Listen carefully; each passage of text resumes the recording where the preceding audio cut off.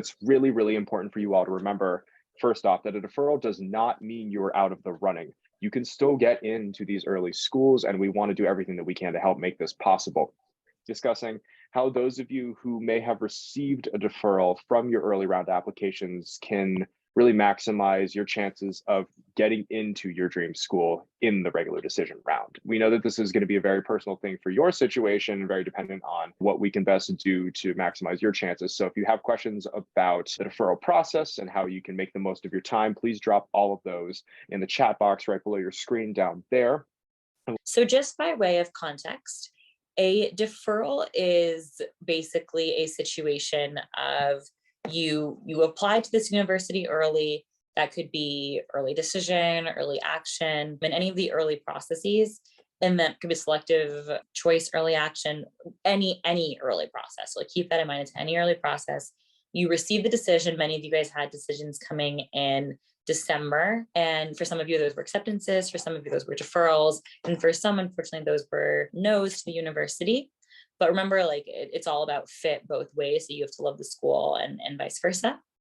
And so in the deferral process, that is when the university says, thank you so much for your application. You have been deferred to the regular round of admissions. We will re-review your application then and provide a decision sometime in the spring, which is an answer that many people receive. So don't feel discouraged at all. I totally understand if that is how you're feeling, but don't feel at all as though, oh my gosh, this means I'm not getting in. I know a variety of students that have done tremendous work in helping turn their deferrals into admission, and who have then thrived at the universities and really been such a wonderful addition to those classes. And so that's just a little bit about what a deferral actually is and when and how you receive them. Next is, okay, awesome, I got deferred. It's not a no, it's not a yes, but it's a, okay, let's wait until the early round. Here's essentially what that means moving forward of, okay, you now can be in contact. You definitely have the option to be in contact with the school between now and the spring of when you will receive your final decision. But it's really important to decide for yourself what type of communication you want that to be. So for example, that can take a variety of forms. The first is maybe you say nothing and then you just wait for your admission in the regular round, which some people definitely do. Option number one is providing some kind of written communication with them of thanks for the deferral. I'm here's my continued letter of interest in the university. And here's a variety of things that I've sort of been doing in this time between receiving the deferral and the regular decision deadline, before the regular decision admissions come out. And option three is, as updates come in your own academic and extracurricular life, you provide those to the university. And so it's really up to you in sort of those three buckets of what to choose to do.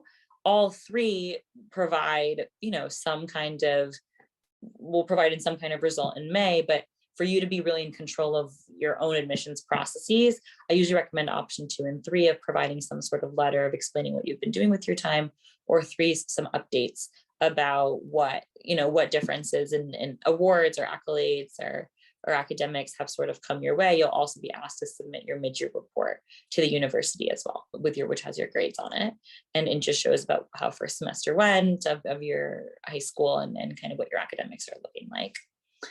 The key here is really pace and type of communication with the school. You don't want to bombard them with hi, just went to debate club today. Hi, just went from all UN conference. You want to update them in a way that makes a lot of sense. Again, these officers are all really busy, but you want to provide them succinct, concise, and clear communication.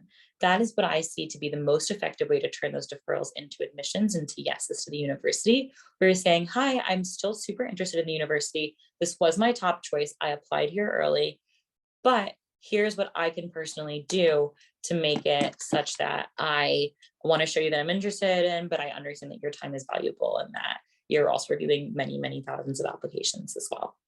And so that's my overview of the deferral and what you can do.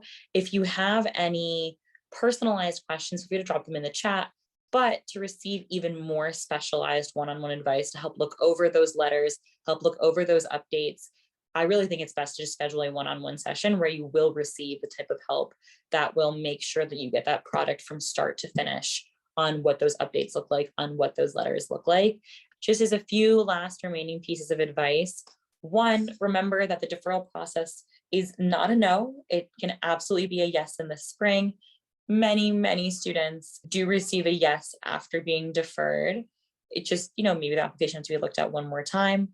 Do send that letter of continued interest. Be really mindful of what you're putting into it.